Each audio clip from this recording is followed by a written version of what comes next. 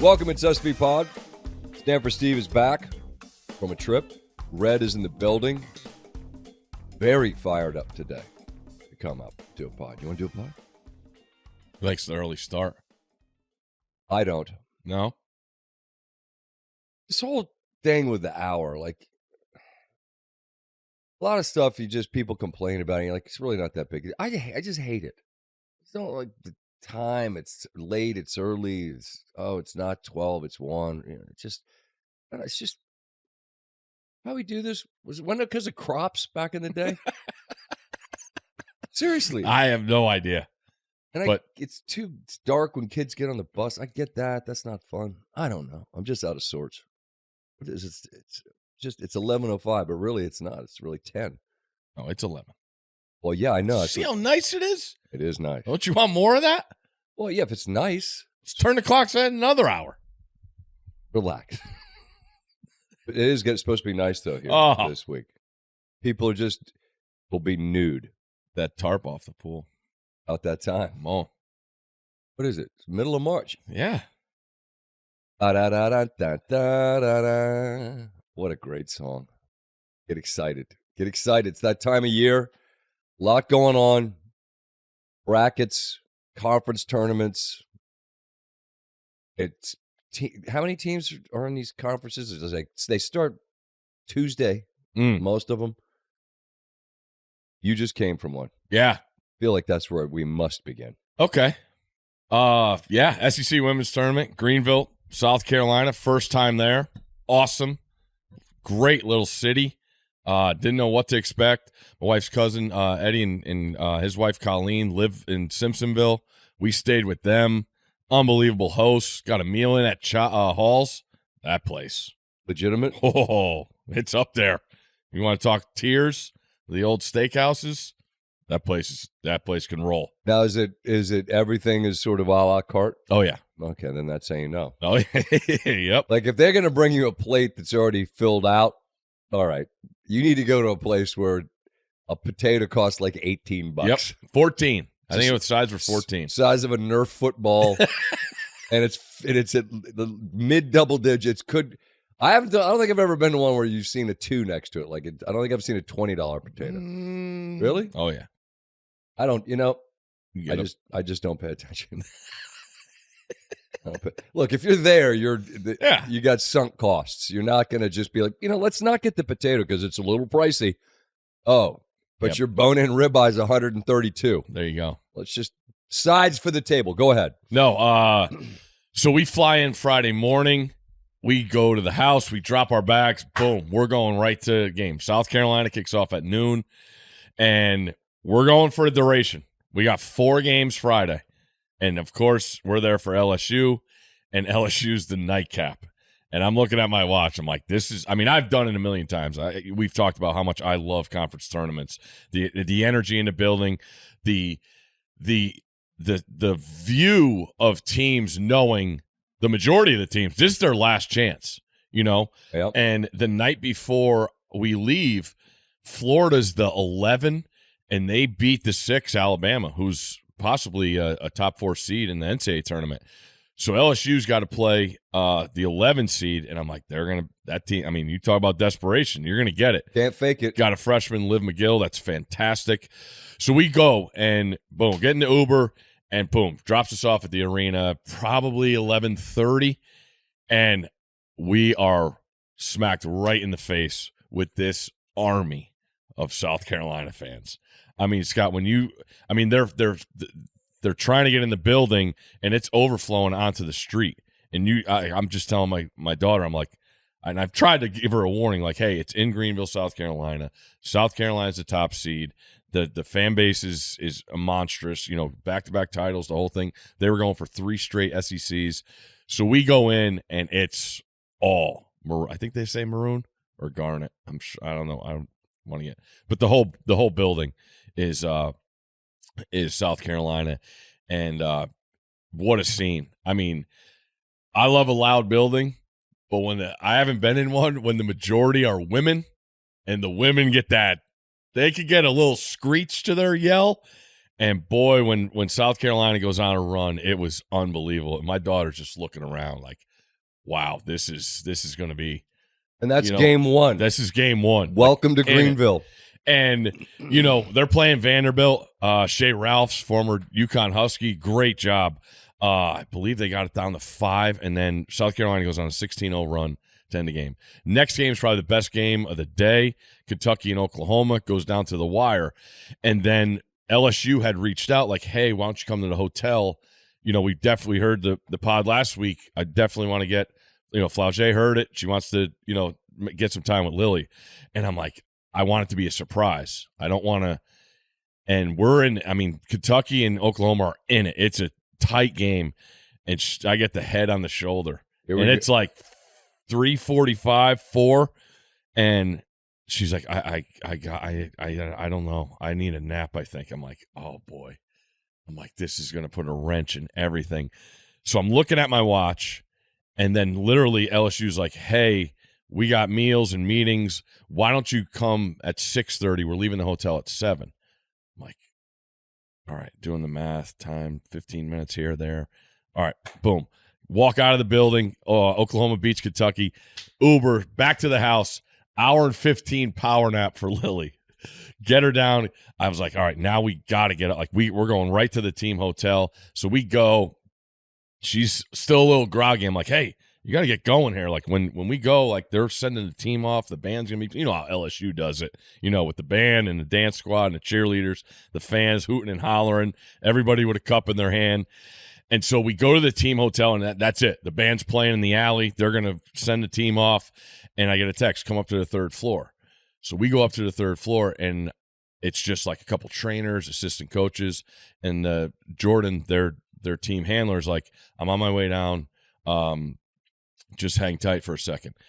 And then a door opens, and I'm not really paying attention. There was a TV on with the other game on, and Flau'jae walks out. And Lily turns and looks at me, and she's like, oh, my God, oh, my God, oh, my God, oh, my God, oh, my God, and buries her head in my chest. I'm like, what? She's like, Flau'jae's right there. She's right there. I'm like, yeah, like, say hello.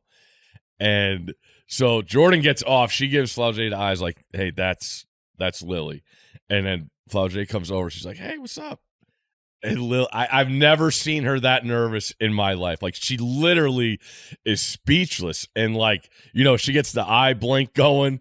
And it's like, I'm like, I tell you had questions. Like, you wanted to wish her the best and all that. And Flau'jae was great. She's like, hey, don't worry about the boot. I'm fine. Like, I'm going to be ready for the NCAA tournament. And, hey, what position do you play? And how long you been playing? Who's your favorite? So she was incredible at getting something, because I thought we were just going to go in shutdown mode. And Flau'jae said, please, let's take a picture. It'd be great. It's so awesome to meet you. And then Flau'jae's mom comes over. She's like, hey, don't worry about that boot. She's going to be fine. We're going to go to NCAA tournament. We'll be all right, blah, blah, blah. And the LSU squad, all the team comes out, and, like, it couldn't have been a better experience. And I'm not a guy, I don't like surprises. No, you don't. But I felt like that was the only way to do it. Because if she would have got nervous, it would have been a mood, whatever. And I sure was. I mean, they're getting ready to play a tournament game, too, so I didn't want to get in the way of anything. So we go. So now Ole Miss is. Hold on. We can get to Ole Miss and the game. There's a line about, don't meet your heroes. And I always make the point, my dad's line to me, treat normal people like superstars, treat superstars like normal people. Well, that's because I'm an adult, and I can view these great athletes, as great as they are, that they're human. And I've done it for a long time. We've done it for a long time. We're really lucky to get to meet people as people and understand them as people. Show them respect, but you expect it in return, and we get it, because that's how it goes. Lily's 11, right? Yeah. She's 11. Yeah. That's a superstar. Yeah. That ain't a normal person. And they're standing right in front of me. As the dad seeing your daughter in that moment, how are you doing? Man, I get emotional because I'm looking at my daughter. Of course. But then I just have the, like, how awesome Flau'jae was. Like, just so cool. Like, she's probably obviously done it a bunch of times with Not the fans first. and how popular she is and Of how course. awesome she is. Of course. And, you know, like her mom's standing there, but like in that moment, like it, you know, it's happening fast because I'm like, is Lily going to just shut down? Like, she going to be able to function after this? We got 2 more games to get to. And, had to be emotional to see your child that's a dream come true moment. Yeah. You're standing with this person. This is my life. This is happening. And I'm sure as you describe it, like you just want it all to slow down. Correct. Because it's going to be over before you know it. Yep. And you know that. But oh my gosh, just the look. And I posted a picture just because I've been looking forward to it ever since then, to just hear about, because it just has to be the coolest thing. Because and by the way, last week after we talked, some LSU folks reached out to me, and this isn't my thing, it's yours, but I just want to say the same thing. I want to echo, y'all do this plenty because this isn't the first person to get to meet her, but you don't have to do any of it. No. But to go out of your way because you knew a dad and his daughter were going to be in your town and just make something happen, that's just a really neat sort of fast pass kind of thing that we're able to occasionally do. And we don't do it a lot. No. But for your girl, man, if you're going to do it for anybody. And else, like we've been there, we've been treated like royalty when we go there, and that's why when anyone ever asks, I say, where, LSU? Yeah, I say Baton Rouge. I'm like, because everybody gets it, you know. So it's just, and everybody's all in, and everybody knows each other, and it's just a really, really cool deal there. That I hate to use the cliche, but you don't understand it until you see it, and you go there, you know. But they know that we get it, like from way back in the day when Rosillo went down there, and then we went down there as the show, and you were there just from the jump. We just sort of got it, and I think that's a place where if you get them and you rep them, then you're good for life in Baton Rouge, and you certainly are. Yeah, and it was as we were ending the conversation, Flau'jae was like, you know, your dad could take you to Baton Rouge in a couple of weeks to see me play in person when the NCAA start. I'm like, man, the heat is on right here. Pressure's on Dad. No, but it was all fun and games. It was really, really cool. But then again, you talk about the moment, and like, the team's getting ready. Like, this is it. You got to go play. They're in their meeting. They're getting on the bus and they're going. So we go down before them. They do a little team, get together. But like the 2 seconds that the elevator takes, because when you get down on the floor, that band is ripping and everybody's got, the goats. Oh man. And everybody's got the L's up, and like, it's just, like I said, you got to see it. Like, what everybody's got, I don't know, there's no bar in sight, but everybody's got a cup in their hand. Imagine that. They're ready to go. Imagine that. But the Go Tigers and the way they do their thing, the scarves, everything. You're right back in game mode. So Lily's like, let's get to the game. Like, there's a game plan. And then we go. And Ole Miss is playing Texas.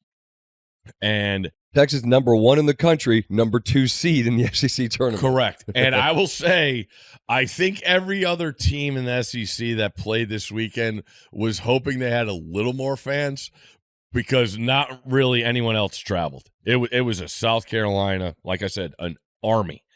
So we go down, and we're sort of next to the Ole Miss section, and we sit down, and there's a gentleman there, Ole Miss fan. Let's just call him Dale. What's up, Dale? And Dale is on one. Okay. He is on one. And everybody has their lines for the rest, but like, we're right at the scorer's table. So every time and Ole Miss was not getting a favorable whistle. And Dale is just, every time the ref comes over, they're coming over us to give the foul call. And he's like, you would be better with your eyes closed. Hey, ref, you're terrible. And like, just not, there's not a lot of people there. Every word is heard in the whole arena. And his girlfriend, wife, whatever, is sitting next to him. She's like, honey, you got to stop fucking cussing. He's like, I'm not fucking cussing. I'm like, oh my God. And I'm telling you, there's 100 people on our side of the building. There's no one there. And every word is heard. And Lily's on the other side of me. And she's like, Dad, I think Ole Miss fans are the craziest. And this is like middle second half. So it goes the whole game. And I'm like, man. And then Ole Miss makes a run. They cut it. And then there a couple more foul calls. And it's like mini mayhem.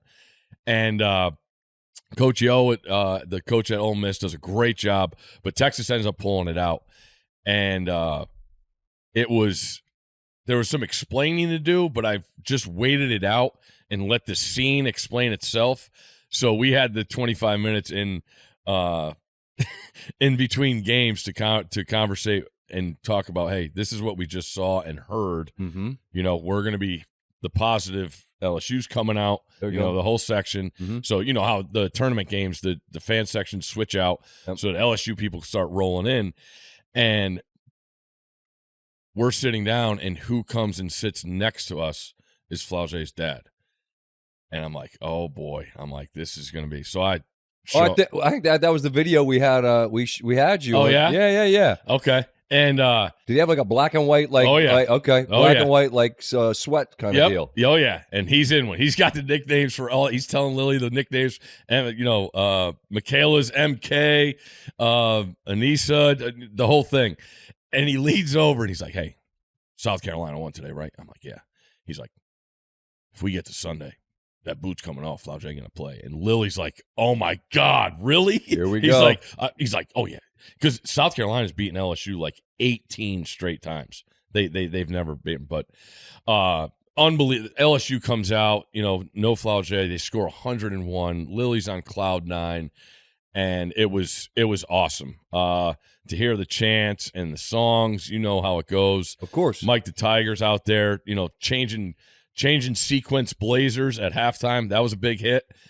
And it was Friday night was incredible. I think it was 10 seconds after we got in the Uber and her head was on my shoulder and she was out. That was the question. That's a lot. Yeah. For an adult who understands it. Because you could try to explain to an 11-year-old, this is an entire day. You're going to see people, you're going to see and hear things you've not seen before. Mm-hmm. And it goes all day. All day.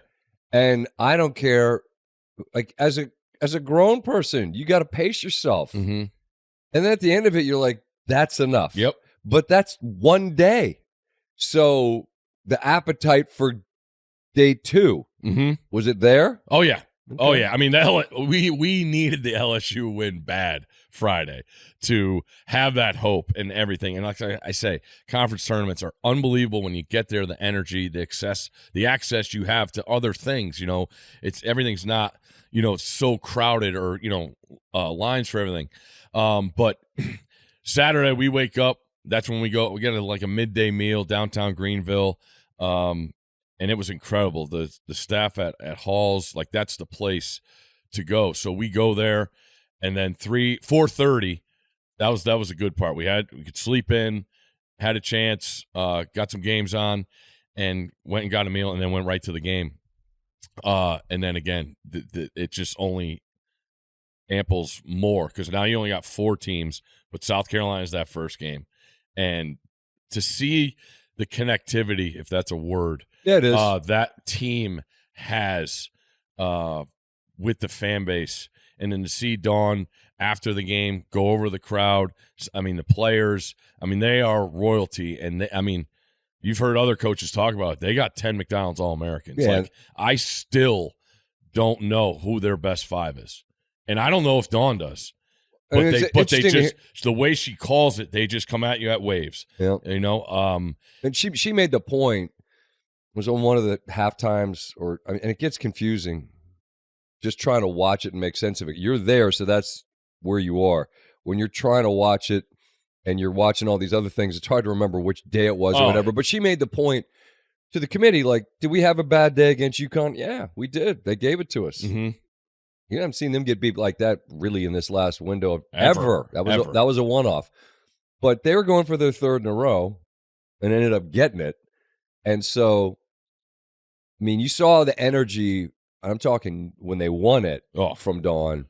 There's a lot for a program that's has won it the way they have, national championships. but every year is different. Like Coach Saban always talks about. Like, yeah, I've won a bunch, but every team's different. This team's different for her.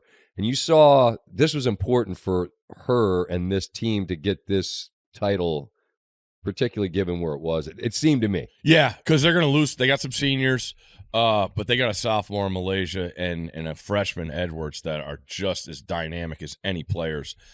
And they come off the bench, and that's what I say. The energy and the crowd loves that. Like, they know when it's coming. They react to those two more than anybody. But like, they got a senior, Chloe Kitts, who played out of her mind all weekend. This is to your point about how everything mixes together. There's an ad on the Jumbotron in one of the breaks. It's like, hey, coming up, I don't know if it was halftime of a game or in between games, Red Panda. And Lily leans over. She's like, who's Red Panda? I'm like, oh, honey. Just sit back. Just wait. And she is absolutely in awe. I mean, the panda gets up on that unicycle, and like Lily's like, I didn't know they made unicycles that high. Oh, yeah, just wait. She doesn't just ride a bike. She's going to start. Wait, bowls on her head? Yeah, and it has to be 10 feet. She's up there. Uh-huh. And, we have awesome seats. Again, thank you to the SEC, Commissioner Sankey. He had a great line that we could get to. But to see the panda in person, and then she goes for the 5 spot at the end. I mean, she went 100% all the way up. Did she get it? Oh, yeah. Nailed it. And then I'm trying to tell Lily's story because when she first starts, the woman who's throwing she doesn't reach her. I'm like, you can't have I've been the bowl thrower. Kenny Mayne? You have one job. Get the bowls to the Red Panda acrobat. And sure enough, she does the 3, and it's great. And Lily's like, and I'm like, just wait. She's like, how? No I'm one like, knows. Don't worry about it. Just sit back and watch. And the music and everything. And, there's a lot of first-timers that haven't seen her, so the anticipation is building because you're like, oh, is it done? And she does the thing after she does 3, 4, and then here it comes. You could tell the 5 spot's coming, and Lily's like, no way. I'm like, I've seen her do it. I'm telling you right now. And boom, it goes, and the place goes berserk. And I took a video of her getting the 5 and Lily just screaming in her seat like, I can't believe what I just saw. You have to send it to Legler. No one loves Red Panda more than Legler. By the way, she did that. For those that don't know, Red Panda did it in our studio. Yep. And I told Lily that, and she's like, your ceilings are that high? I'm like, that's a great question, but yeah, they were because she did it. The main studio in Bristol, when they built the new one, is got a pretty high capacity. She was going around your desk. She was. Unicycle. Wasn't a lot of room in there for that bit, but she nailed everyone in our studio too. It's awesome to see in person. That's so cool. It was really, really good. That's so cool. So then we had, LSU loses a heartbreaker Saturday night, and we had the conversation of you win some, you lose some, and use this opportunity to get better and the whole 9 about, the goal is the NCAA tournament. And there were a couple tears walking out, but we were good. We were good. And then I asked the question because I wasn't sure. Do you want to stay? I said, do you want to come back to the game Sunday? She said, absolutely. And that's, you know what? That's actually that's a mature response from someone that recognizes, like, I'm here. Yeah, I came here to see this. I want to see a champ crown. Do you think the fact that South Carolina was in it was part of it because you knew the environment was going to be so cool? You know what I'm saying? Yeah. Because like it can totally fall flat. Like I wondered how USC and UCLA would be given that you're so far away from home. Like, is the building going to be juiced for it as opposed to South Carolina in Greenville? So. And that's the one thing I tried telling them, like, hey, going to the bathroom, because I'll tell you one thing. The women's tournament, one good thing, there's no lines in the men's room. Yeah. that was a big bonus. But, like, there was snack time, obviously, but I'm like, hey, why don't we wait till South Carolina? Because when their game's over, it's going to clear out. And by Saturday, Lily's like, yeah, let's just wait till South Carolina plays, and then we could go grab some snacks. But, boy, did we – pretzel. I think we went pretzel, waffle fries, Sour Patch Kids, Reese's Pieces. I'm not hearing any protein here. Chicken tenders. Bang. And I'll tell you what, in the SEC office, wherever, how they do it, but the freshest popcorn you ever had. Buttery. That's good because a lot of times you get popcorn. You're like, Brutal. has this been here since last season? Last SEC women's tournament. No joke. I'm with you, but no, it was fantastic. It was really, really cool, and then to see South Carolina play their best for the title. Texas, you could see it, and that's another thing I want to get to with you with the men's game. I got 2 rules. Okay, I think we need the men's game to go to quarters. Gotta. Phyllis made the point, and it makes sense. It's fantastic, and then I'm thinking, tell me if I'm wrong. Any level of basketball, any pros down to Charlie, who plays halves? Men. That's it. NCAA men. And I guarantee you, if you and you know everybody's stuck in their times and whatever, but if you poll coaches, they're going to want just the idea of resetting the fouls is a win. There's that. I think people are so used to the way that they coach from a when do we sub, trying to get guys like maybe you'll if there's a stoppage, you'll get a guy out right before the under 12 just to try to grab a quick few minutes. Yeah. And then bring them right back in on the other side of the under 12. But I mean, you know that the under 16, under 12, under 8, under 4, you know all that. They could quickly recalibrate and figure it out. The benefit, though, the biggest benefit is the resetting of fouls. It's such a, and I think as a game watcher, it's way more. You know, you got a quarter. You know, and then if you the know, ads, it's weird. My reaction to this is I don't like that. I don't want to do it. And then you're going to ask me why, and I don't have a reason other than it's just what I'm used to. And as we've established through the years, your boy's not the best at adaptation. I don't love when things change, but I'm sure to be better as you describe. And I just, and you know you're getting that quarter break, and shit, make it 5 minutes in between quarters to get the ads. Yeah, you don't even need it because like timeouts are so much longer now. Like when you're at games, and they're even longer in the NCAA tournament. When you're sitting at a game, you realize, these are long timeouts, man. Long, no doubt. And then the other one that I know you're going to hate. All right, so the number 1 rule, we're going to quarters. What's the next rule? Timeout, advance the ball. I don't hate that at all. I look at what, I mean, I don't like it, but people love it, and it's enhanced the game. But the pass interference in the NFL to be a spotted ball foul, right? And the excitement level that creates because you are more chances at scoring, right? This is an automatic, like for the sport. The NBA does it. I mean, and now we're in March, and all anyone wants to see is buzzer beaters. That's all anyone wants. And this only enhances it. I saw one. It wasn't great. But I think those two got to come to the men's game. Okay. It's being there in person, seeing how the quarters play out. I get it. It's different at first, but just from a game sense, it's way, way better. So the trip 1 to 10 sounds like it was a 10. 11. But you know what the neatest thing is and you and I both have 3 kids, and the thing as a parent that I've learned, I believe you probably experienced and just did, is that we do a ton of stuff as a family. But if you have any moment when it's just you and one child, yes, that there's something special about it because it's just you and them. And you have different conversations when it's you and them. And it could be serious, it could be silly. But whatever it is, it's just you and them where they don't have to say daddy or mommy over the rest of the clan. It's just you and them. And I would imagine for dad too, I got to think that what a special thing that is to have that, not an afternoon, not an evening, but a weekend of just you and her. Yeah, it was incredible. And again, my wife's cousin Eddie and Colleen letting us set Thanks, up. Eddie and Colleen. It was. I mean, the MVP of the trip was that hour and 15 power nap on Friday, because I don't know where the weekend goes if that doesn't happen, and it was very much needed. Right. But yeah, I mean, being able to go out for a meal and like you said, I gotta manage 3 animals when we go out to eat, and to have Lily, at a angels is what he means. Yeah, people. Sorry, angels. Yeah.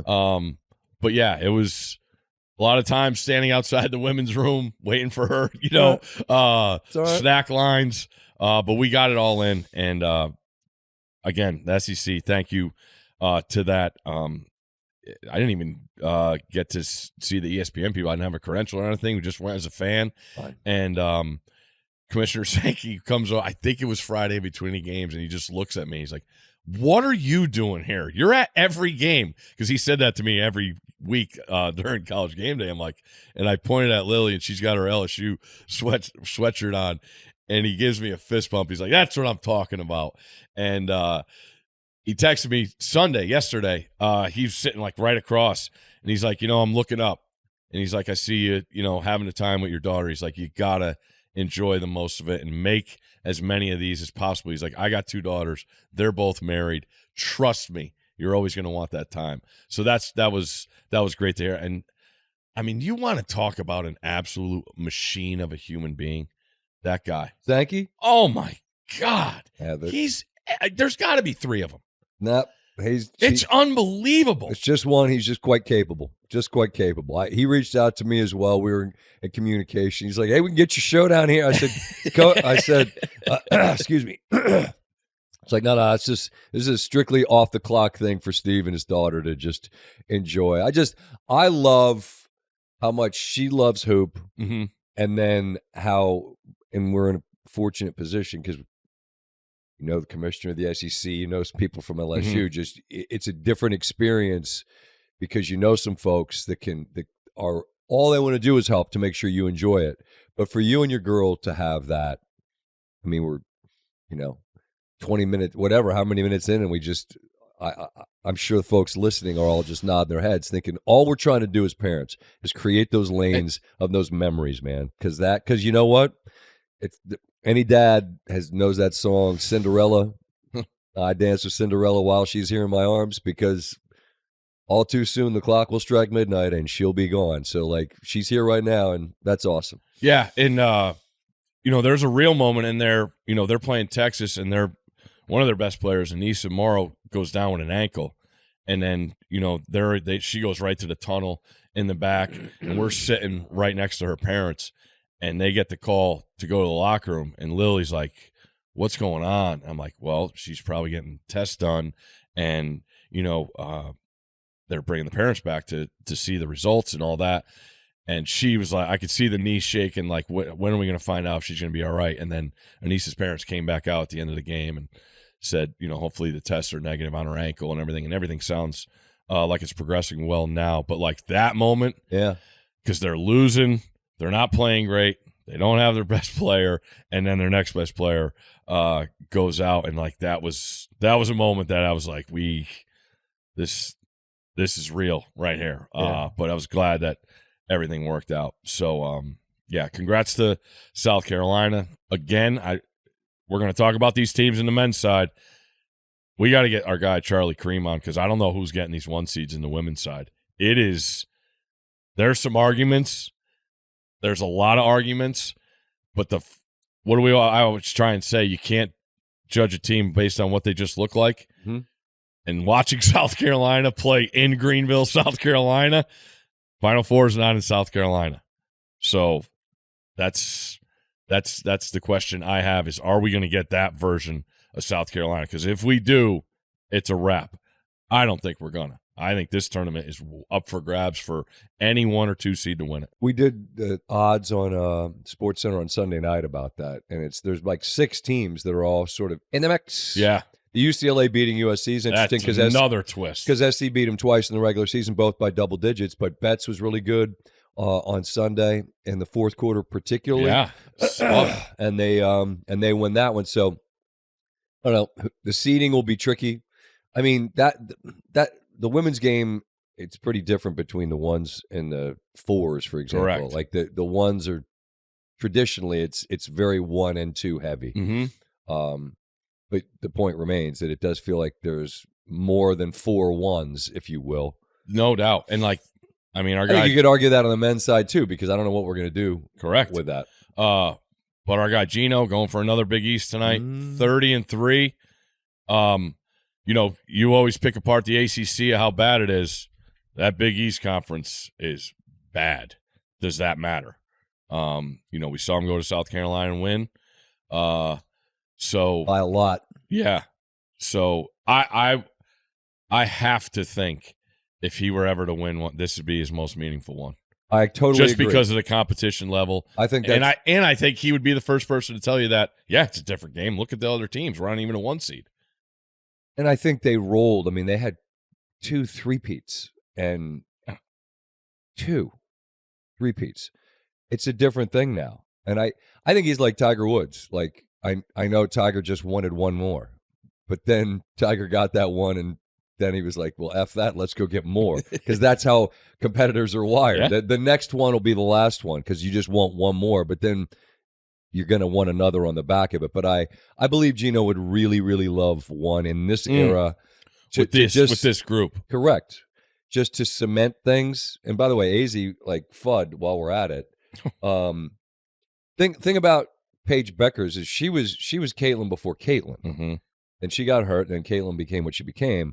Well, AZ Fudd, particularly in the area where we are, where she played, was the best player in high school basketball. Mm-hmm. And then she's had knee injuries, and so healthy her, they could certainly win it all. So, just a quick pop again. Looking at rosters and men's, women's basketball, everywhere you look, somebody from here is on the team. DMB, it's unbelievable. Yeah, it's pretty unbelievable. Pretty fertile ground for high school hoops. Oof. Pretty fertile. We didn't have a full weekend of it, but had a fun day. Took the fam out to senior day. How was the building? Full. It was more manic for Michigan State. Okay. The scene was a weeknight. It was angst, and then the game was an absolute rock fight. We know how it ended. Mm-hmm. Full. It was a different vibe because it was a let's celebrate this group, and I want to give a shout to my guy Kevin Plank. Folks at Under Armour made these shirts, these Crab 5 shirts they gave out to the students. Maryland does this thing about like I'm so and so and I have Maryland pride. Well, Kevin Plank and I are 2 guys that have Maryland pride. Mm-hmm. 2 guys that couldn't get into the university now. We did back in the day. Things worked out okay for us. I mean, I always say this, he's a billionaire. I'm just on cable TV. But nevertheless, we had this idea. What if we came up with like a shirt and Crab 5, sort of celebrate this group, give it out to the students? And Under Armour came up huge. Awesome job with that. And Kevin Willard made the point, and it's true. The unfortunate reality of where we are now is that you're not going to have 4-year guys at schools that are any good. You're just not. Because either they're going to go to the pros or somebody's going to come in with a bag and there's no loyalty. You're just going to leave. And I'll be honest, Julian Reese, they call him Juju or Jew at Maryland. I thought last year was the end of the road. It was a tough year. Maryland didn't have anybody. Guards struggled to make shots. They competed their butts off, but it was tough because they just couldn't score and they had a rough year. And I just assumed, you know what, somebody's going to offer Juju a bag and he's going to go. But then Kevin described like they kind of had a heart-to-heart, and he's a Baltimore guy. And it's funny, you mentioned there's always somebody from here. Baltimore and D.C., as we've described, they're not the same place. Don't get it twisted. But Baltimore and Maryland have had a connection forever, and he's a Baltimore guy, and he wanted to stay because he wanted to graduate from Maryland. And not only did he want to graduate from Maryland, but I think he had a loyalty to Kevin and a loyalty to the program, and he not only stayed but became a leader. Yeah, and it's I love, as a guy that obviously watches the program closely, I love to see a guy who's quiet and young become vocal and a leader as a senior who's a graduate. And it was just a really cool day. Look, there's games they absolutely would not have won without him being who he's been on a team that's become really good. And he had a tremendous Saturday, was the high score, I want to say 19 and 11, something like that. And so that moment on senior day, when you get to see the seniors and this 4-year guy, which there won't be moving forward, who's a Maryland guy, get his flowers, as they say. It was really, really cool. And, we saw kind of a dust-up between Michigan and Michigan State involving the logo and whatever. And I get it. Michigan and Michigan State are fierce rivals. But I want to say to Chris Collins in Northwestern, at the end of that game, and God, Northwestern has a guy, Martinelli, he should be first-team All-Big Ten. He probably won't be because there's so many people. He's a tremendous player. He's such a pain in the ass. He's left-handed. He's going to his right shoulder. I'm yelling, make him go right. Doesn't matter. You can't, because he won't. But he's going to score anyway. And Northwestern they make it hard on you. It's a pain in the ass to play them. And it's close, but then in the end, Maryland's going to win. But in the last 30 seconds of the game-ish, Maryland's trying to kind of get the guys off the court, right? You're trying to get your seniors off the floor, get your guys, get your walk-ons in, whatever. And they did, but then and Maryland did not shoot on the last possession of the game. They held it and let the clock expire. But then there was probably about a 3 or 4 second overlap, and you could see Collins and talking to Willard, and he's like, "What do you want me to do?" Like, and he had his guy throw the ball away so that Maryland could sub in one more time. And those guys know each other well. There's a lot of respect between the two. You could see it afterwards, especially. But it was just a really cool moment where a guy who, by the way, is a Dookie, correct, who said, careful, I loved how it was. It was like the old days of Colin here. Did a solid by Kevin and Maryland to let everybody get one more ovation. Didn't have to do that, and he did. And that's all class. And I just want Chris and the Northwestern people to know that the Maryland people know, they saw it. Big hat tip to you for showing that kind of class and allowing that moment to be what it was in the end. And it just adds another layer. Red, what do you got over there? What'd you find? Hey, Red, let's not eat his coffee. Oh, he's licking his lips. He got in the coffee. 100% just he likes coffee. You don't, but he maybe get the guy a coffee. Good. That's just that we definitely need to get Red fired up on a bunch of latte and frenzied in the back. But so that was a cool moment from that game, which Maryland ends up finishing second in the Big Ten. They're second in the Big Ten. Just want to mention this. I did the best thing I saw on Sunday. I don't know if you saw Juwan Gary. You're probably traveling. The end of the year for Nebraska was an impossible calamity. They lost by 3, lost by 2, lost by 2. Just it all went wrong. They were going to be in the tournament. Then now they're not going to make in the Big Ten tournament, which is unreal. And Juwan Gary was a senior, fouled out, leading scorer for Nebraska, and you could just see he was dissolving. The entire Iowa team on the floor just tapped him up, hugged him. PBA, which is an incredible arena out there in Lincoln, they're going nuts. And you saw him get to his coach, Fred Hoiberg, and he just broke down and just sobbing on his shoulder. And I couldn't love those moments more. Not the sadness of that young man, but the emotion of it, the recognition that it's over. And, the thing about these senior days, like, you don't get to specify the script. Like, you want, like, Julian got to have that moment. And it was the moment you want it to be. But it's the end no matter what. Yeah. And when it's the end and you're Nebraska and it's like, I can't believe this went like this.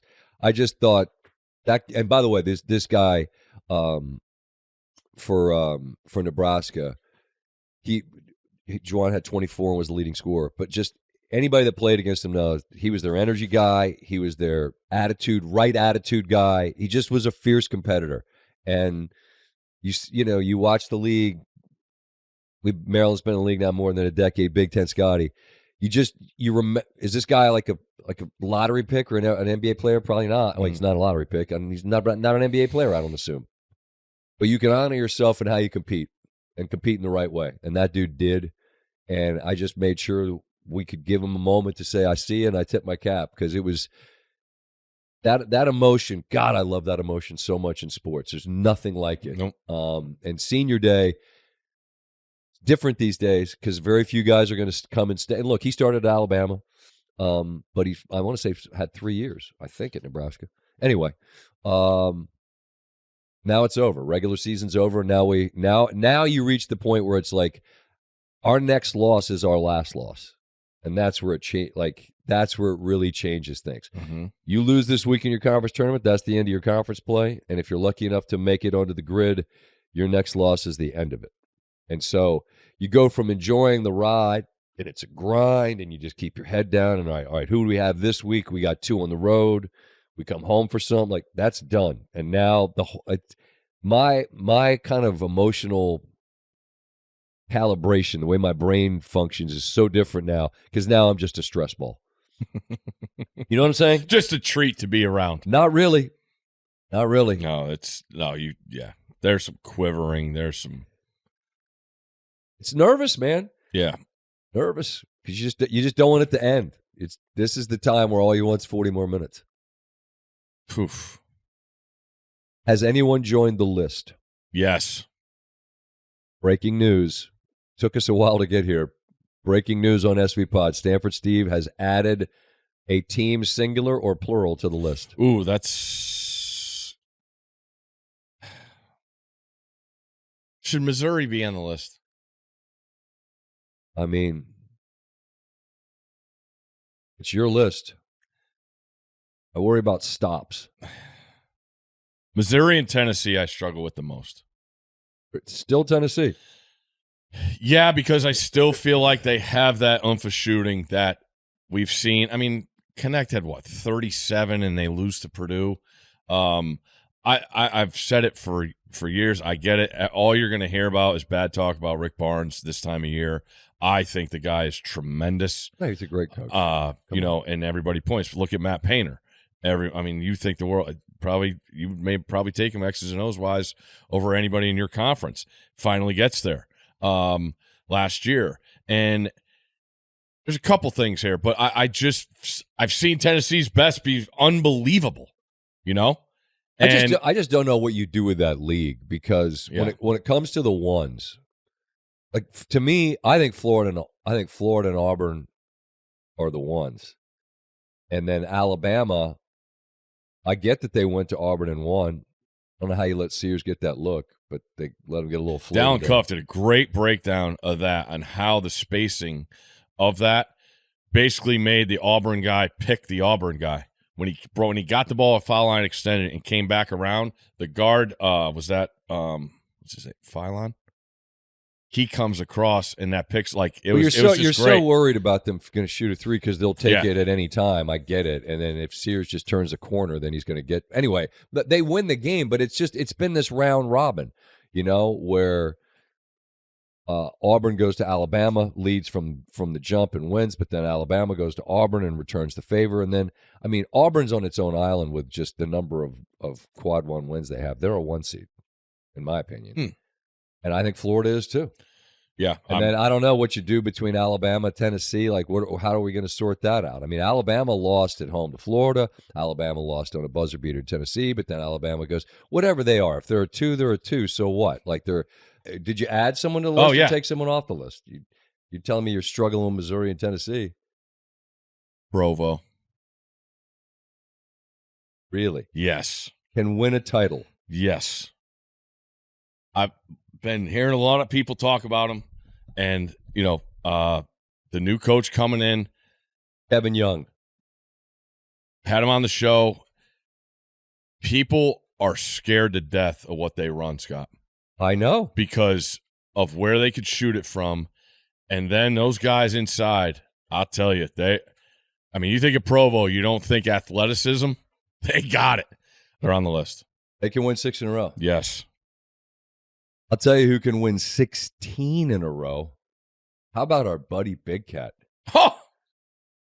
He's won 16 straight bets that he's given out on Twitter. It's just hysterical. One of which was the total in Missouri, Kentucky, where they scored 20 points in the last minute.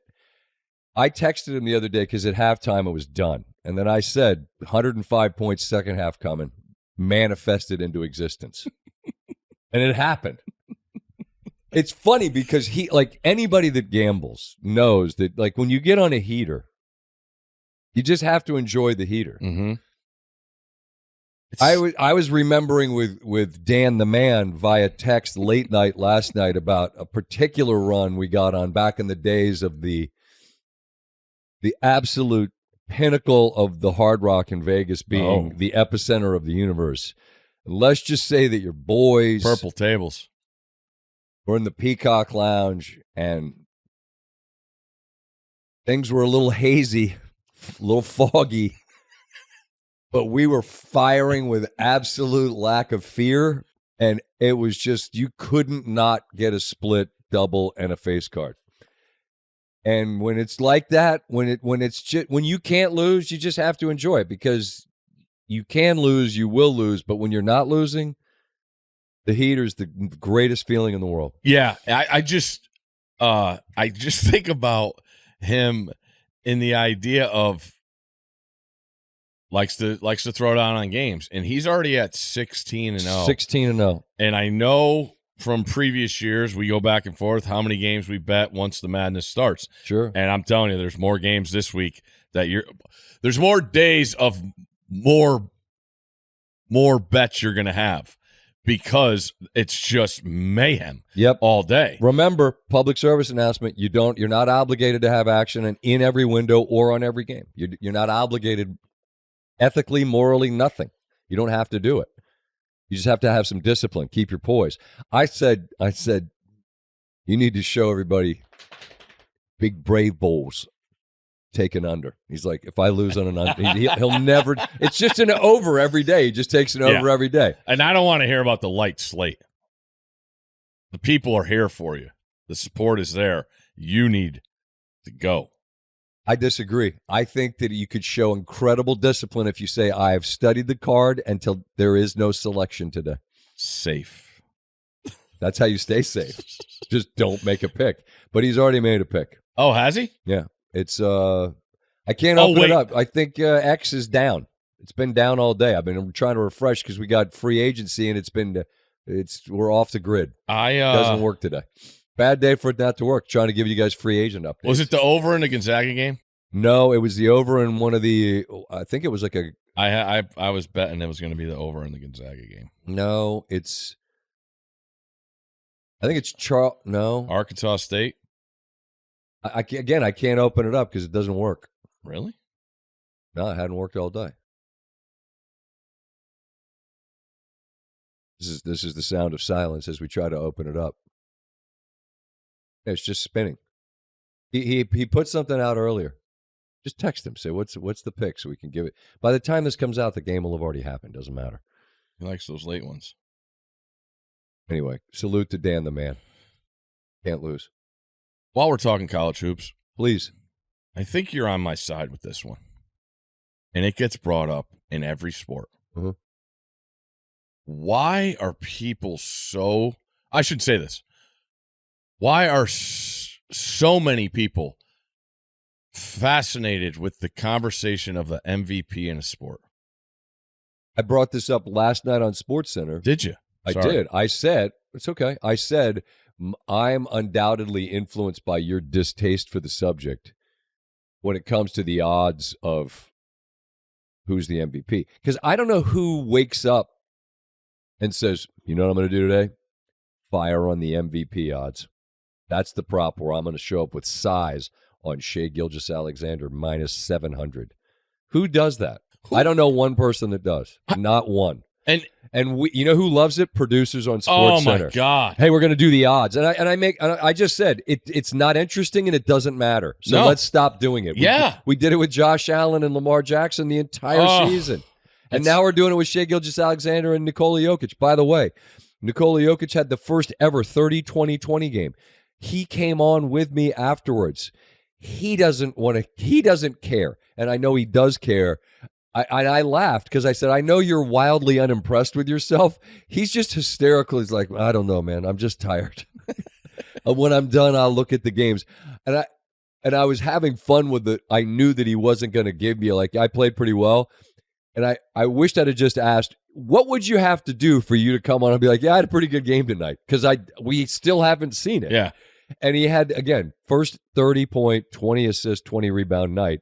It took Kevin Durant hitting an incredible shot from the corner with 1.4 on the clock to force overtime. This was on Friday night. Oh. Yeah, a little late night. It's fine. You were in Greenville. You had a busy day anyway. You put in your work there. Yeah. But in overtime, he got to that number. I don't know the answer to the question of who it is that thinks the MVP odds matter. I really don't. But I'm just telling you this. I'm not doing them anymore on the show. And when any producer says, hey, we're going to do the play MVP odds, I'm just going to respond with silence. But then it goes to like the women's game. And back a couple weeks ago, Betts was the favorite because the only reason I know is to get beat over the head with it. And Juju and SC beat her. And they're like, hey, new odds. Juju's the favorite now. No shit. They just won, and she had 30, and Betts didn't. Like, it's just so terrible. There's so many other good things in the sport to talk about. Well, and all that happens is whoever has the good game, the odds swing in their favor. And again, to quote Steve correctly, no shit. Nikola Jokic had the first ever 30-20-20 game. So, the odds shrunk. Of course they did. I'm not doing it again on SportsCenter. Thank you. I won't. Thank you. Because it's not important, and it's obvious. Thank you. Thank you. It's like, have you had Lenardi on to talk to 3, 4, and 5 seeds? Yes. Yeah? Yeah. Okay. We did, and the question was how much movement and how are we going to sort things out? And he made the point, and this is what I hate about this week, is that, the committee makes a point of just ignoring what happens in these conference tournaments, seemingly. Especially Friday to Sunday. Okay, and think about that. Think about what you just said. And okay, I'll be the honest guy, and I'll look at it through the lens that matters to me, and that's Maryland. Look at bracket matrix. They're a 4. Some people have us a 5. Could they possibly be a 3? Well, they'd need to win some games, big games, to get a 3. Lenardi said by Friday night, the committee has basically filled out their bracket. Yeah. By Friday night, if you're one of the top seeds in your conference tournament, you haven't played by Friday night. If you're in the night window, haven't played. So, the bracket's done. Well, then why the fuck do we play? Yeah. We should just say, listen, it'd be cool to win a conference tournament, but if it means nothing in terms of moving our seed line up a line, like say Maryland beats Illinois, and I don't know how the graphic goes, but if Maryland were to go on a run where they could beat who, and then by Sunday, if they beat Michigan State, who hasn't lost in a month, well, then they ought to improve their seed line. Yeah. Well, the committee is done. Sunday, the Big Ten tournament is like the last one. It is. So if Maryland, if they got to the final and they beat Michigan State, it doesn't make any difference. Their seed line's already done. Then what's the point in any of this? What are we wasting the energy time for? You can hang a banner. Cool. It'd be nice. It'd be fun. But it does nothing to advance your cause. That's dumb. It's lazy. I agree with that. It's lazy. Like, hey, have a plan. But the challenge this year, and where you're already hearing about it, and it does make sense. If you've got 13 SEC teams and you've got double-digit Big Ten teams, to try to seed it in such a way where this team avoids whoever, we don't have conference matchups in the round of 32. That's a huge challenge. That's what I was thinking. I think maybe you just make the teams from the same conference the same seed. Well, that's the thing. You know? That's what you can see happening. Correct. So, it's a pet peeve of mine, and I get it with so many – the conference is so big now, and Norlander and I have been going back and forth. He's like, it's probably not going to – they're not going to be able to do it. But I'm sure a team would take a lower seed to avoid a team from their conference. One line. I know it's not popular, but I could see that. Okay. Now you're talking 3, 4, and 5. Obviously, the 3 to a 4 is different. But by the time you get to the second weekend, man, You're going to be playing good teams in the round of 32. Right. You can't duck good teams unless we have mayhem and upsets, and there'll be upsets. There always are. I just think it's kind of interesting how this week that you get so amped up for and it means so much, and then you realize, oh, actually it means nothing. A whole lot of energy and time being expended on something that the committee has demonstrated they aren't even considering. Like, imagine taking a class and, all right, how much does homework count? How much do pop quizzes count? How much do tests count? Okay, well, then we're going to do this really big thing at the end of the semester.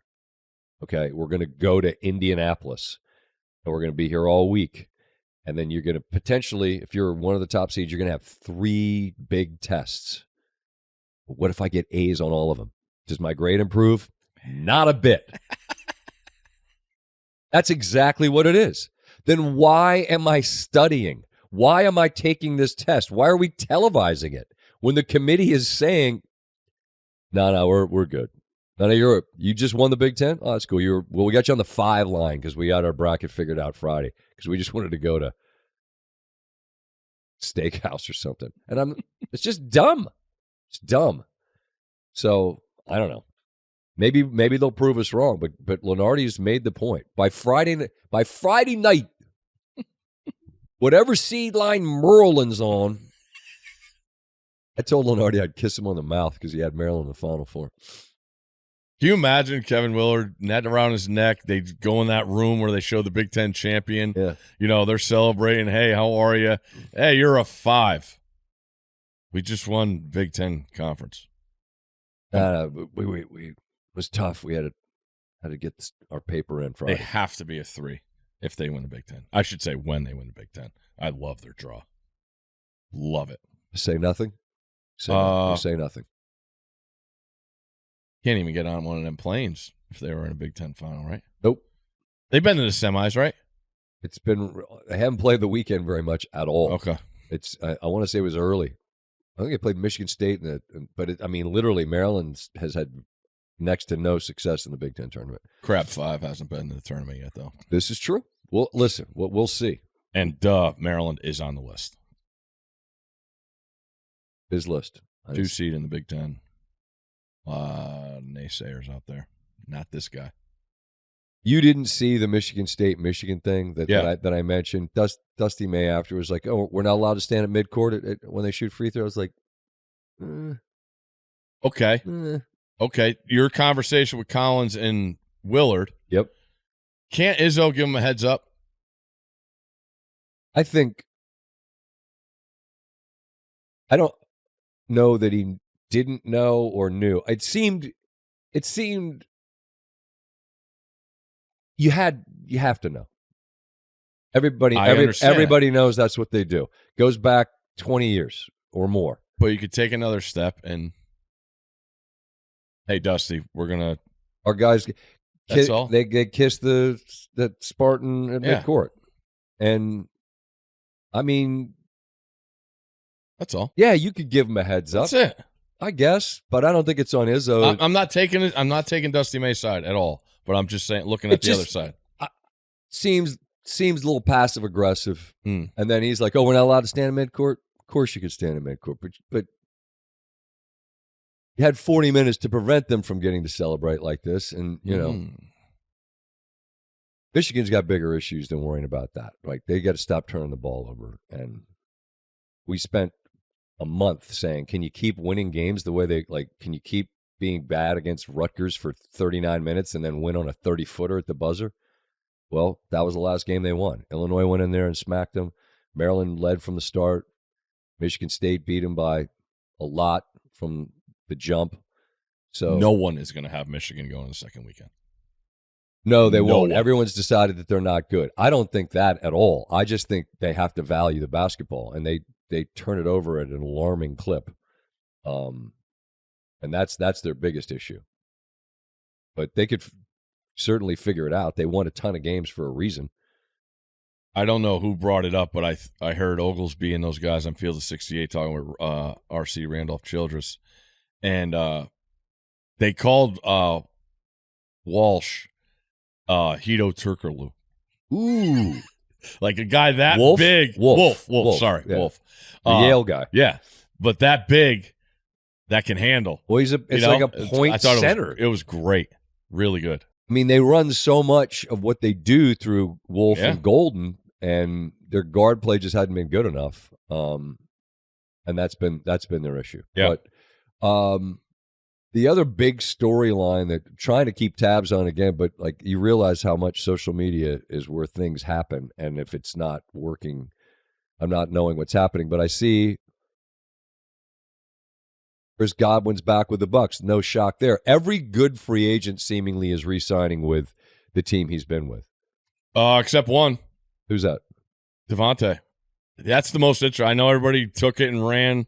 Like, God, I was flying yesterday. And like, Josh Allen, boom, everybody. Like, who had a bad thing to say about Josh Allen's contract? That's the tweet I want to see. Then Devontae, or was that before? I forget how it all. But then everybody just took the DK stuff and ran with that. And I find Devontae way more interesting. Well, because you know who his quarterback is, and his quarterback's Correct. Matt Stafford. I know his coaches. And you've got Puka and Devontae Adams as your 1-2. Yeah. You got to think there's something in the tank with Devontae. I agree with that. I think people act like he was a running back that hit the cliff or something. He's 32. Actually had really good numbers for a team that didn't have really good numbers.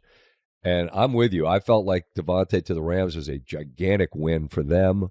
The DK to Pittsburgh one, you just go, well, who's throwing him the ball? That's it. And they gave him 5 for 130? No, 150. It's 30 a year for 5 years. Wow. And you realize you play entirely too much fantasy football when you're looking at the wide receivers that are out there, and you're like, well, who are the good wide receivers? It's like, ooh, Amari Cooper. It's like, okay, well, I was lamenting the fact that he was in Cleveland and had no one to throw him the ball, and then he went to Buffalo and really didn't catch a ton of balls. Playing hurt. Steph Diggs. Speaking of playing hurt, got injured. Now what do we have? Ooh, Tyler Lockett's available. All right, I don't know. Carroll's in Las Vegas. I don't know what. He's like a wide receiver 3 for a team, I suppose. Christian Kirk. Jacksonville let him go. I like that guy.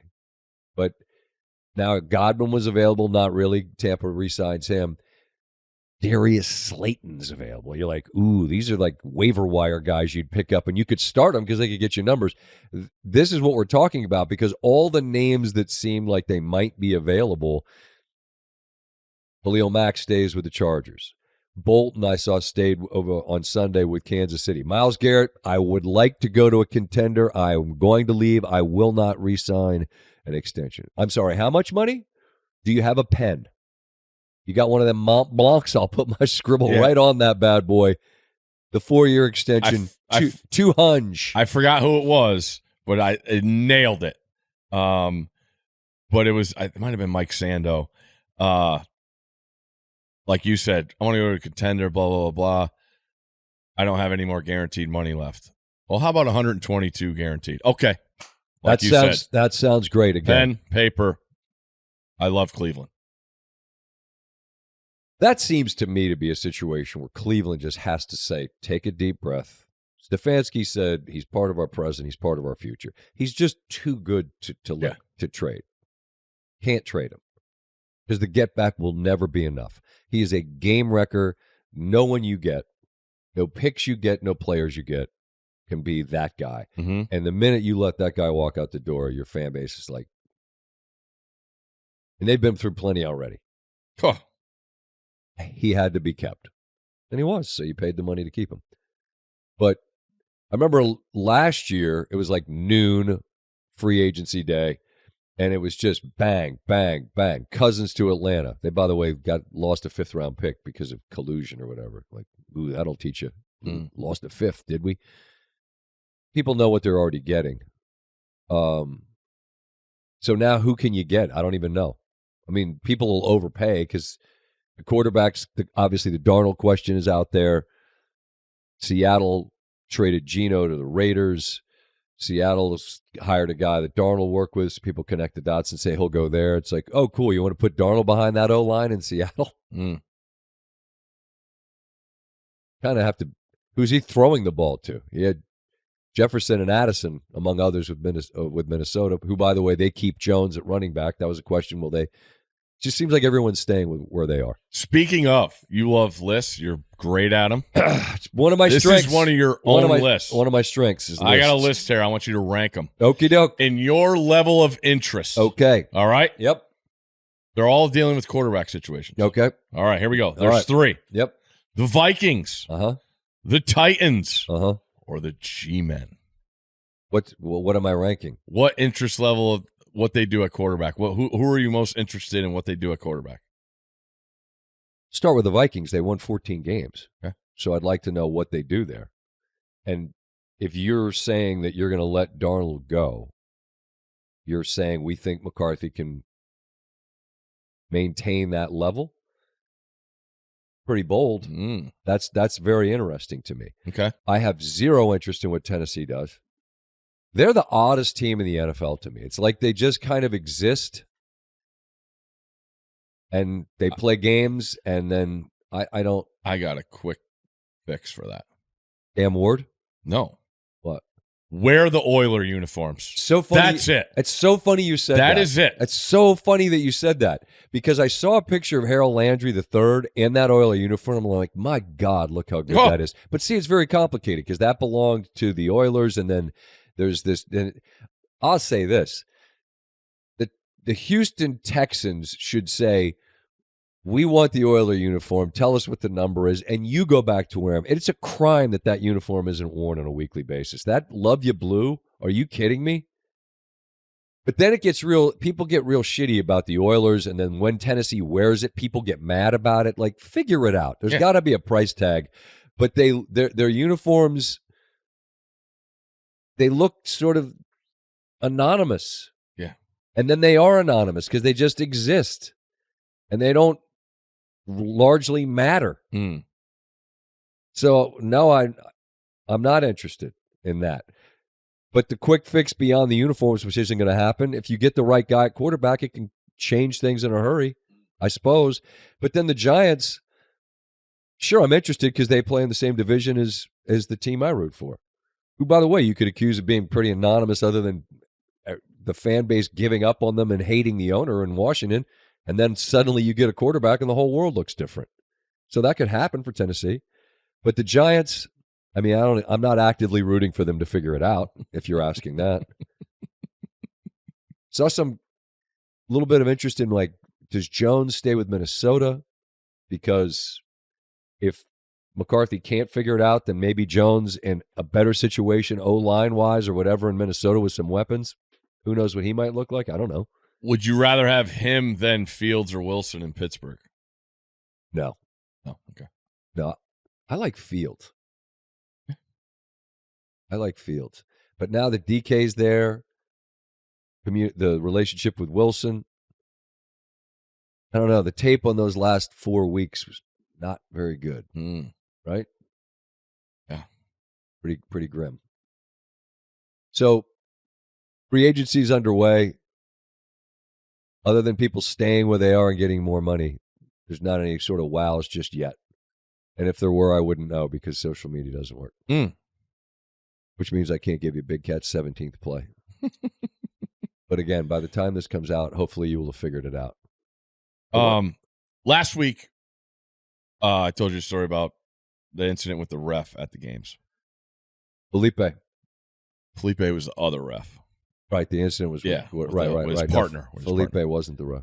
But going to this SEC women's tournament and not saying much and seeing the officiating, I do want to point out on the other side, I don't care what you're watching, NBA, men's college basketball, women's college basketball, high school, whatever. When somebody commits a foul, they always act like they didn't foul a person. That is true. It's unbelievable. And it's like, we're at the women's tournament, and it's like, girl has her hands up, like completely puts them down to to knock the girl's hand, foul, 2 shots, and the defenders are still standing there like, this is what I did. No, you didn't. It's right there on the tape. Check the tape. Like, NBA is the worst. No one ever fouls anyone. It's amazing. Just listen, the refs are trying. You foul, you get 5. Is there going to be a bad one? Yeah. Having said that, if the player inbounds the ball to a player that's inbounds and that player goes out of bounds and then they throw it inbounds, that's a violation. Our ball. You weren't wrong. I was not wrong. Okay, so what are you saying? Players need to clean it up. Every level. I would agree with that. You know, like it's just, let's do it. And then the high fives after every free throw. Not necessary. Let's get rid of that. We'll speed up the game even more. Okay. You don't have to walk back to half court to high five them too. Okay. Speed that up. I have another. All right. While we're at it, I have another one. When a player does something and then they do this, and it's not a reviewable situation, right here, small t. It's not reviewable. Stop doing this. It's off you. Baby T. 1 shot. All right. Got to stop this routine. Oh, man. There'll be no more of this. That's brutal. Right? Yeah. There's 16 minutes left in the game. You can't. Not how it works. Review. The review process isn't great. But we're cleaning things up. We're going to go quarters. Yes. Stop complaining. Timeout, advance the ball to half court. Good fixes. Oh, tremendous fixes to enhance the game. And if Red gets a mouthful of tape, just stand up. He'll release the tape. Just try. That's what because you didn't try the first time. At all. No, I did. I don't know what I was letting others. I thought he was going to surrender the tape, and he thought it was playtime. He was leaping over shit like a deer. You got command over him, though.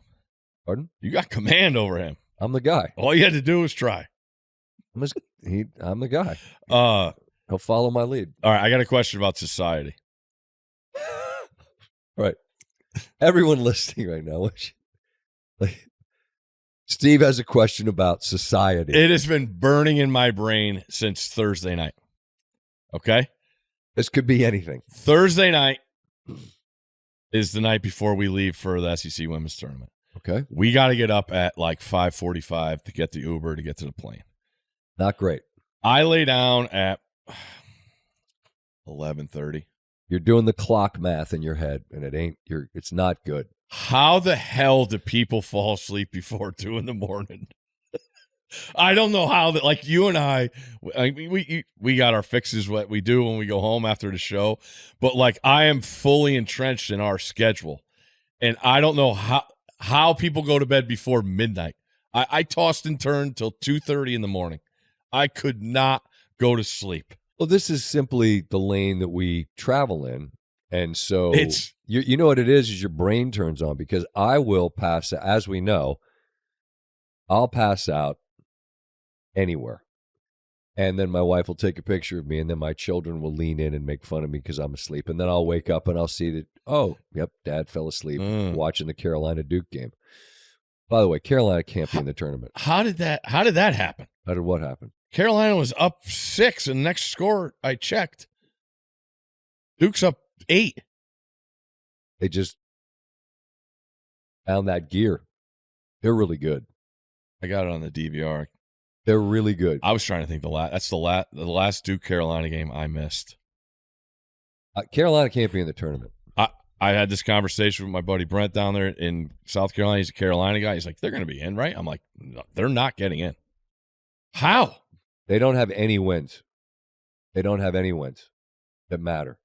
I'll tell you what was actually kind of wild. There was a really key sequence where Malik Brown made 2 threes. Wow. And he had, I believe, 2 threes all year. And then he hit 2 threes in a 2 or 3 minute sequence. And it was just everything went wrong for Carolina. And you got a guy who doesn't make threes, making threes, and the wheels fell off the bus for Carolina. So I love Hubert. Carolina's a brand name, great tradition. Your resume is your resume, and it's not a tournament resume. I don't know why anyone would suggest otherwise. If if they don't make the tournament, which you and I both think they should not because of that sense. What they be 1 win over UCLA. I believe that's their 1 win against 12. Right, you had a zillion opportunities to win quad 1 games, and you didn't. In the ACC. And you didn't. How about this stat? This is the first time since mid-1960s that the ACC didn't have one ranked matchup. Not one ranked versus ranked matchup. That is impossible. That's the ACC now. So, but you still had all these quad 1 chances. You didn't win any of them. Yeah. Really interested in Louisville, what they're going to do. Back to the lane. Go ahead. But the Carolina thing. Uh-huh. Okay. NC State went to the Final Four last year. That is a true story. After they won they had to win the ACC to get in. And then they fired their coach. They gave Keats an extension, though. They did. Then they fired him. They did. If Carolina misses the tournament, Hubert got an extension. Uh-huh. Could they flip it this quick? I can't think they would do that. Because I'm honestly thinking all the Carolina people think they're getting in the tournament. And it's not going to set in until they don't. And, like, that fan base, and, like, it's monstrous. I mean, that's a hot, hot seat. But to your point, always, who are you going to hire? Do you have somebody in your bag, you know? But, like, because I really don't think it's going to set in until they don't get in. Well, maybe they will get in. But if they do, the only reason that they will get in, if they get in, is because their name is North Carolina.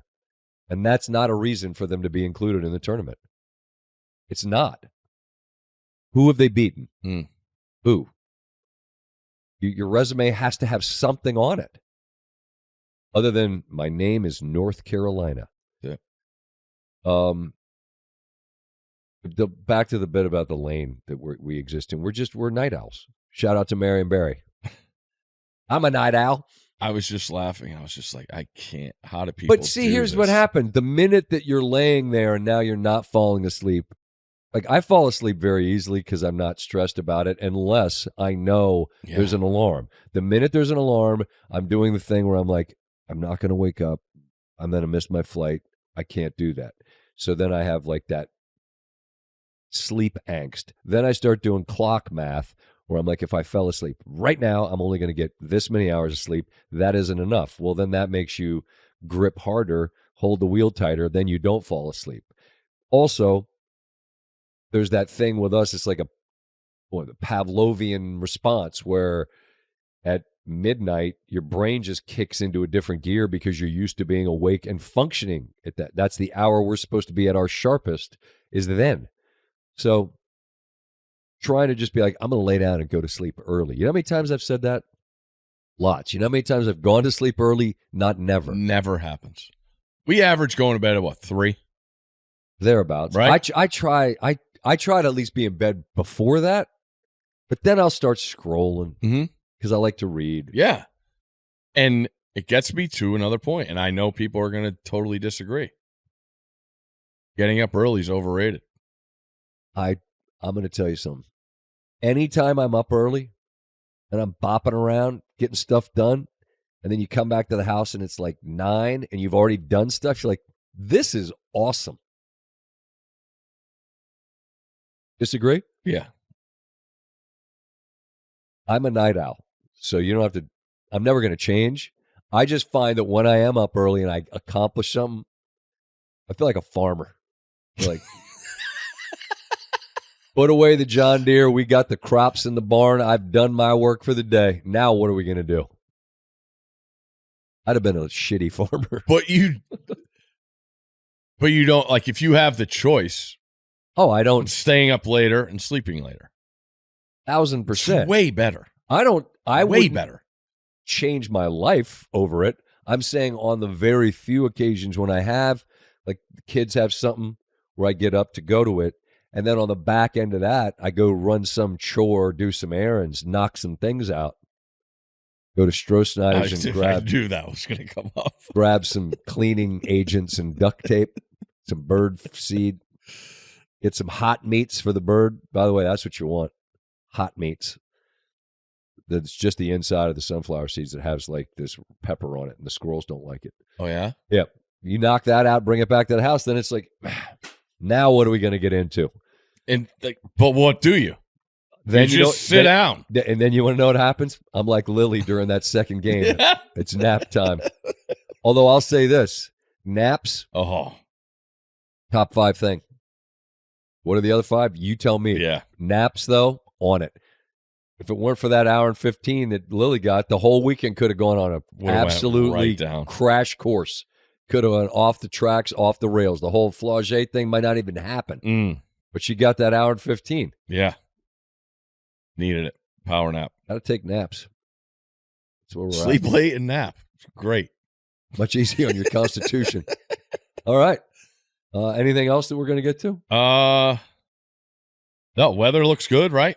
Warm front here to stay. I don't know. It seems like this week in the area, things are about to get pretty nice. I could put the lawn furniture outside. You can do whatever you want. I think it's about that time. Right? Sure. Why wouldn't Get you? the umbrellas going. Is it? Yeah. It is supposed to be in the 70s here this week.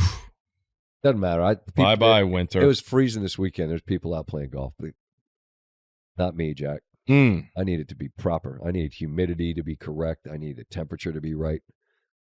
We cover this. I'll play when it's hot way more than when it's cold. Wait, Big Cat's, I'm going to give you his pick. Somehow this social media is working. If you hear this before this game goes. A lot of pressure on Jack to get it out. No pressure, Jack. Wait, where is it? Where is it? Oh, here we go. UNCW, College Charleston, naturally, it's an over. So it's a good game. Charleston had to go to overtime last night to beat Monmouth. He's won 16 straight bets on Twitter. Rare air, Big Cat. Breathe it in deeply into your lungs. Just enjoy it. Winner of that conference tournament's winning a game in the tournament. I'm dead set on it. All right. What are you most looking forward to this week? Besides your team? I think being in the Big Ten this year, I've enjoyed it because it's not, the SEC is different. I'm not saying that. It's just there are a lot of teams that I think are very closely bunched. Mm-hmm. There have been teams, Purdue started hot. They kind of hit a rough patch at the end. Illinois, their good's as good as any. They're bad. They get beat by 43 by Duke. Michigan State has had this gauntlet that they won all of them. I'm anxious to see that. I mean, it's going to wait till Friday to see them finally get in there, go green, go white, but I want to see if somebody can take them down. So I'm just looking forward to watching that conference tournament. I'm proud of the fact Maryland earned the double bye. I love this whole season. There was a stretch early they can't win on the road, and then it's like, oh, can't we?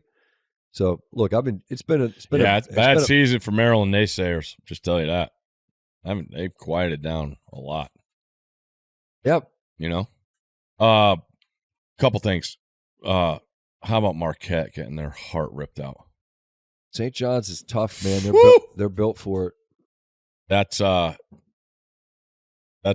one I have to Big see. East? That. Yeah. Because they're not winning that conference tournament. You don't think so? Nope. All right. Nope. Too much pressure. To your Big Ten point, I really, really feel confident, almost to a guarantee. Just got to see the bracket. Multiple Big Ten teams go to the Elite Eight. Elite Eight? Yes. Multiple. Been a while since the Big Ten has had a moment to celebrate. Mm-hmm. Like the ultimate San Antonio celebration. Like what I've seen for the first time in a bunch of years. All right. With multiple teams. All right, from your lips to God's ears. We'll see. Your favorite week of the year. You love it. Love it. Love it. To your point, the back end of it, I wish it meant more. But, I got home last night, closed the night with Fleming and Farnham on that WCC quarterfinal. San Francisco, Washington State? Yeah. Dons are dangerous now. Yeah, and Santa Clara got beat by Pepperdine. They had 4 conference wins. Waves. And then Wavy. We talked about the Sun Belt with that, whatever you want to call it, quadruple bye. Yeah, and the 1 and 2 are out. The 3 and the 4 are in that tournament. Troy and Arkansas State play tonight to go to the big dance. The 1 and 2 didn't advance. So I'm just gonna love next Monday when we can talk about it. Teams like Omaha bang the trash can. They got in. Drake, their story, a bunch of D2 guys Sturts, or the guard is Awesome. nasty. Like, if that's who's opposite your team, you're going to be like, and they Probably Maryland. If they are, I'm going to be so pissed. Goes back to years ago. You're going to say that about every team. No, but I'm going to speak it into existence. Remember years ago with Coach Bird at Belmont? We had him on during the regular season. I'm like, please, God, don't play your team. That's who Maryland played. And it was Dylan Windler, right? Baller.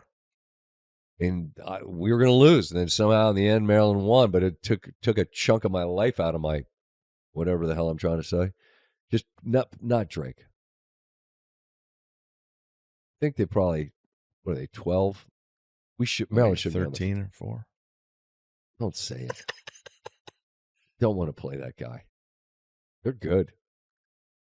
But you do talk. I'll talk myself into anybody. Whoever it is, it's just very, very frightening. Yeah. I think I'm going to be in the air on Sunday when the bracket comes out, which is just wow. Really, really bad. You know how those Wi-Fi are on them planes. Not good. Not great. Not great planning. Tell kids, turn the iPads off for a little bit. Daddy needs to check the bracket. Whatever, man. The other one I could totally see Yeah. is Maryland wins the Big Ten. Towson wins the Coastal 3-14. Maryland, Towson. They always play those games with the locals that never play each other. You know? Uh-huh. I could see that. Maryland almost lost to Mason in Boise years ago when they went to the Final Four. They had to hang on for dear life in the very end. That was the first year they made the Final Four. Might go check out Mason and VCU. They're playing here in the district. Go get him, Coach Skin. Friday. Won the Colonial for the first time ever. Who? Regular season. Mason. They did? Yep. They're in the A-10. That's what I meant. I said, excuse me. I'm thinking. They beat VCU. VCU got beat at home by Dayton. Wow. I didn't miss that one. Huh. A-10. So much local flavor. Towson, Coach Skin down at Mason. Grab 5. What's up? We talked a long time today. If anyone's still with us, no, it's fine. We had depth of storytelling from Greenville. What are we following tonight? Gonzaga? No one St. knows. Mary's? Something from the West Coast? West Coast Conference. All right. Whatever's the first one. St. Mary's, the St. Mary's game. Yeah. We got to get Lenardi or Cream on every night. We'll only have one night this week, right? That's correct. Oof. We're going to tap out. You know why? Because being on when the NCAA tournament is on is pointless. You're watching the games, and then we're only allowed to show 2 minutes of highlights, which means we are unable to do a correct job. So finally, I was able to convince the powers that be, don't want to be on during the tournament because there's no point. Yeah. So we're not. And this is going to be a month straight. There is nothing I am watching besides men's or women's college basketball. For a month. Nothing. Not Ovi trying to catch Wayno. He's going to do it. Understood. You know? Just giving you something. Whoa. Javon Kinlaw, Commanders. There we go. It's a big man. All right. I'm watching McAfee. Yeah. Social media's back That's up. Is it? All right, good. Now we're getting news broken here. So you're on a plane for the bracket. Yeah. Wifey playing that plane? Get stuff done. Fine. We'll figure it out. And stagger the times? The bracket's going to be there when we land. But Maryland's going to be in the Big Ten title game before that. We're going to have to figure some stuff out. We got to make some adjustments there. Potentially. We'll see how things. We're just going to take things as they come. You know what I mean? I'm going to be present in my present and just figure it out. Stay in the lane. That's it. All right.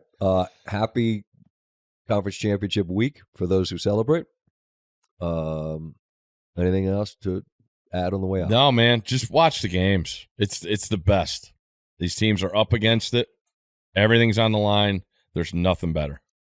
And with that in mind, just something will happen. Some team will be NC State. Yeah. Last year, NC State was dead. I was there. I watched the whole thing. Keats was going to be fired. And then they kept winning. And then they got to the tournament, and they kept winning. They won for a month. It's incredible. Someone will be NC State. And then in parentheses, and then the next year will all go wrong, and then he gets fired. But at least he gets like $8 million more. Oh. That's kind of wild that happened. Yeah. But some team, maybe it's the 7 seed from Stanford. Maybe they get hot, take out Cal, and then they get Louisville, and then they beat Clemson, and then they got just lost to Louisville by 20. And somebody upset Duke, and then Duke looks like a wrecking ball. Just hard to frame it though, because like the only team they play that is ranked now is Clemson. They're the UConn women this year. Horrible conference. Great out of conference wins. Yeah, they've certainly shown it.